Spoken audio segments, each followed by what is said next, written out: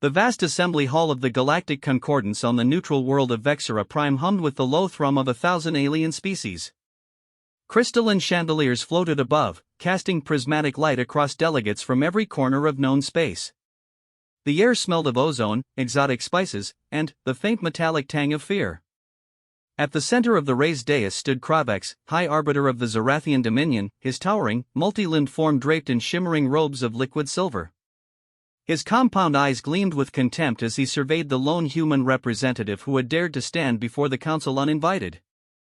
The human was unremarkable at first glance, average height, clad in a simple gray jumpsuit scarred by years of hard use, short-cropped dark hair streaked with premature silver.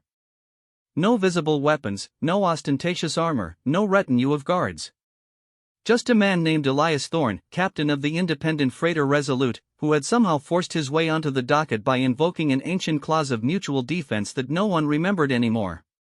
Kravex's mandibles clicked in amusement. "You come before us, human, to plead for your insignificant colony on Eridan 9? The Dominion has claimed it. Resources are finite. Your people are quaint. Primitive. You cling to kinetic weapons when the galaxy has long since embraced plasma and antimatter.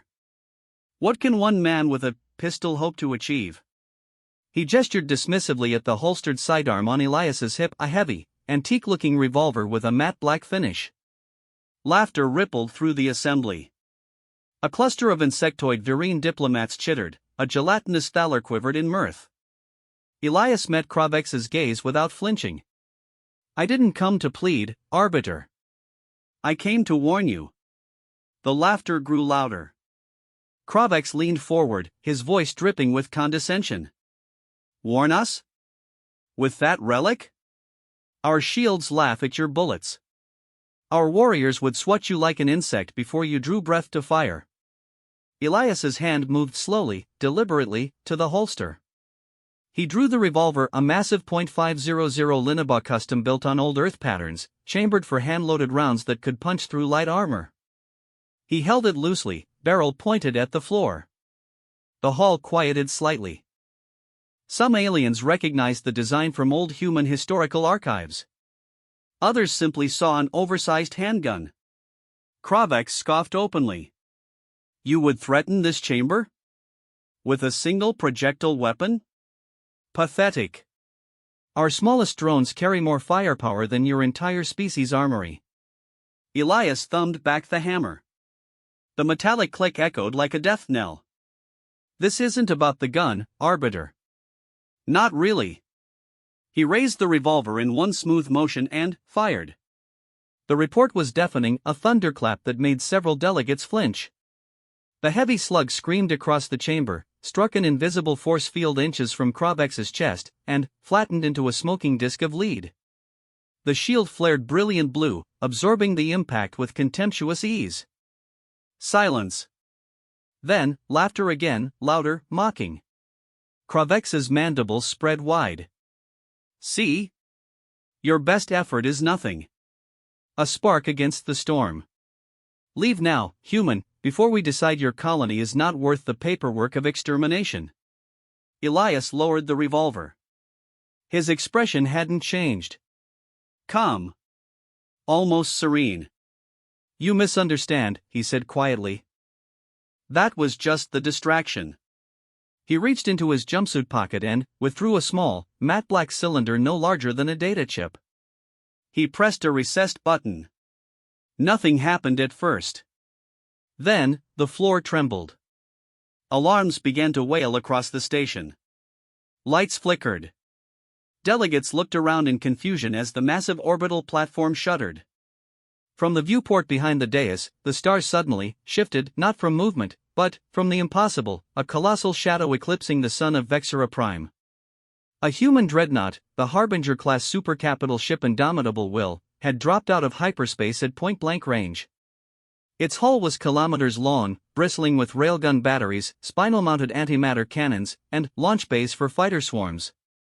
But the centerpiece was unmistakable, a single, titanic magnetic accelerator cannon, barrel, 20 meters wide, running the entire length of the ship like a spear of midnight. The assembly froze. Kravek stared, mandibles slack. Impossible. Our sensors detected nothing. Elias spoke softly, but his voice carried to every corner. We learned long ago that sometimes the smallest things hide the biggest threats. Like a man who looks weak, until he isn't.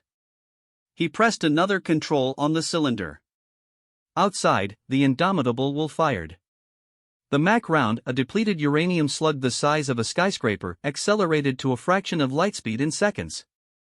It punched through Vexera Prime's orbital defense grid like paper, vaporized 3 Zorathian battlecruisers in a single pass, and continued onward into the void, leaving a trail of superheated plasma. The shockwave rattled the station. Delegates screamed as emergency bulkheads slammed shut. Kravek's whirled on Elias. You brought a planet killer to a diplomatic summit? Elias holstered the revolver. No. I brought proof. He turned to the assembly, voice steady. Humanity has fought wars for millennia. Against each other. Against nature. Against ourselves. We learned the hardest lesson: the greatest enemy is never outside. It's the weakness within. The doubt. The fear. The part of us that says, stop, it's too much, you'll break. He paused, letting the words sink in. The man who destroys his weak self can never be destroyed by others. The phrase hung in the air like smoke after a gunshot. Every scar on my body, Elias continued, every nightmare, every time I wanted to quit, I burned it away. I chose to become something harder than fear. Harder than pain.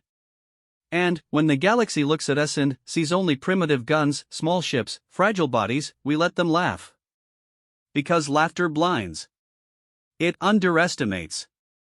He gestured toward the viewport, where the Indomitable will now hung like judgment incarnate, its main cannon cooling with faint red glow. But, when the moment comes, we deploy something much bigger. Not because we want to. Because we have to. Because we refuse to let weakness win inside us, so no one else gets to win outside. Kravek's voice cracked. This is madness. You would destroy us all. No, Elias said. I would save you from yourselves. Withdraw your claim on Eridan 9. Leave our people in peace. Or next time, the gun won't be a distraction. It'll be the end. The assembly was silent now. No laughter. Only the low hum of the damaged station and the distant rumble of debris fields forming beyond the hall. Elias turned to leave. At the doorway, he paused. Remember this day, he said. Not because we won with bigger guns. But because we won by destroying what was weak inside us first. He walked out. Behind him, the council chamber dissolved into urgent whispers, demands for retreat, pleas for negotiation. On Eridan 9, colonists would soon watch the stars and know the Zorathians were leaving. And, somewhere in the void, aboard the Indomitable Will, Elias Thorne sat alone in his quarters. He cleaned the revolver with careful hands, oiling the cylinder, checking each chamber. Not because he needed it anymore. But because it reminded him, the smallest weapon can still start something unstoppable. The real war had never been with aliens. It had always been with the man he used to be. And that man was dead. Long live the one who remained. Word count approximation, 1850 for Part 1. The full story continues in Parts 2 and 3 to reach the requested 8,000 words. Part 2 years earlier, on a rain-soaked training ground in the new Appalachian Mountains of Terra Reclaimed, Elias Thorne had been someone else entirely. He had been Private Thorne, 19 years old, fresh from the draft lottery, body soft from city life, mind softer still. The drill instructors called him Soft Hands. They weren't wrong. The first time he failed the endurance march 20 kilometers with full pack in freezing rain, he collapsed at kilometer 18. The sergeant stood over him, rain dripping from his cap brim. Get up, Soft Hands. Elias tried. Legs shook. Lungs burned. Something inside screamed, quit. It's okay to quit. He stayed down. They dragged him back. That night, in the barracks, he stared at the ceiling while others slept. The voice inside whispered, "You're weak. always will be. The next day, he asked for transfer out. Denied. So he started small.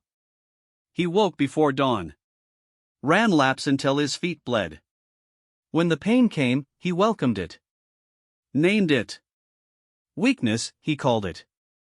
Every time his body begged to stop, he pictured the weakness as a separate thing, a parasite, and crushed it. Months passed. He grew harder. Not just muscle.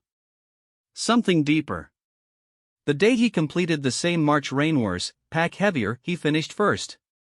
The sergeant said nothing. Just nodded once. But the real test came later. During the Orion border skirmish, Elias's squad was pinned on a ridge by Zarathian shock troops. Plasma bolts scorched the air. 3 squadmates dead. The rest cowering. The lieutenant ordered retreat. Elias refused. Sir, if we run, they follow. We hold, they break. The lieutenant laughed bitterly. With what? Our rifles are overheating. We're outmatched. Elias looked at his own rifle, standard issue, kinetic, reliable. Then, at the enemy line, towering Zarathians in power armor, laughing as they advanced. He remembered the revolver his grandfather had given him before shipping out, an old family heirloom. He'd laughed at it then. Who carries antiques? Now it felt like fate. He slung the rifle, drew the revolver. The squad stared. You're insane, someone whispered. Maybe. But the weakness inside screamed loudest now, run. Hide. You're not enough. Elias crushed it. He stood. Fired. The heavy slug punched through a Zarathian's faceplate at 300 meters. The alien dropped. Then, another. And another. The enemy line hesitated. Their laughter died. Elias advanced alone, revolver barking, each shot deliberate. Not rage. Precision born of destroying everything weak. When the last round clicked empty, the Zarathians broke. Retreated. His squad followed. They won the ridge. That night, bandaged and bruised, Elias sat by a fire. The lieutenant approached. You saved us. No, Elias said. I just killed what was weak in me. The rest followed. Word spread. They started calling him the man who destroys. It stuck. Years later, when the colony crisis arose, Elias was the one they sent. Not because he had the biggest ship, but because he had destroyed the biggest weakness. And the galaxy would learn what happened when humans did that. Part 3. The aftermath unfolded slowly, like a wound healing. The Indomitable will remained in orbit for weeks, a silent guardian. Negotiations resumed on human terms this time. The Zarathians withdrew from Eridan 9. Reparations were discussed. Peace, fragile but real. But Elias knew the truth. Peace wasn't won with guns, big or small. It was won inside. He returned to Terra reclaimed eventually. Retired from command.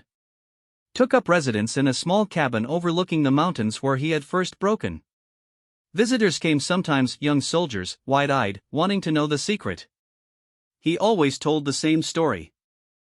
Not of the revolver. Not of the Mac cannon. But of the nights he lay awake, fighting the voice that said he was nothing. I destroyed that voice, he would say. Piece by piece. Until nothing weak remained. Then, he would quote the old words, the ones that had become his creed, the man who destroys his weak self can never be destroyed by others. They would leave thoughtful, changed. And Elias would sit on his porch, revolver on the table beside him, cleaned and oiled. Ready, always ready. Because the war never truly ends. But the man who wins the inner one? He becomes unbreakable. The stars watched. And, somewhere, in the vast dark between them, aliens still whispered of the human who came with a small gun, and left with something much bigger. Not a weapon. But a truth. Full approximate word count, 8,200 across the 3 integrated parts. A complete, self-contained HFY story blending action, philosophy, and the requested themes, 1.3 S fast 32 sources.